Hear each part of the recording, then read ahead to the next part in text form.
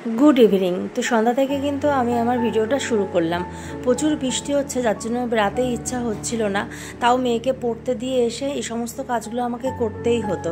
আর বৃষ্টি জনিত কারণে মেয়েকে কিন্তু স্কুলেও নিয়ে যাচ্ছি না, কারণ অনেকেই স্কুলে তো আসছেই না, অনেক জায়গায় এখানে জলও জমে গেছে, যার জন্য মেয়েকেও বের করছি না। এই সময় একটুখানি শরীর খারাপ হচ্ছে বলে, সেপ্টেম্বরে যেহেতু মেয়ের আবার পরীক্ষা রয়েছে, তার জন্য চাইছি ও সুস্থ থাকুক এই কারণে।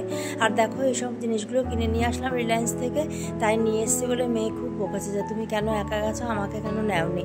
অ্যাকচুয়ালি আমার শরীরটা খুব একটা ভালো নেই, তো মেয়ে ওই জন্য যেতে আমাকে না করেছিল। তাও গেছিলাম, ভাবছি যে আবার ওকে নিয়ে যাবো, ডিস্টার্ব করবো, তাই জন্য।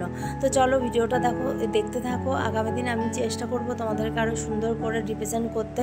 অ্যাকচুয়ালি আমি বেশি একটা তোমাদের সারাদিন কোনো কিছুই দেখাতে পারছি না।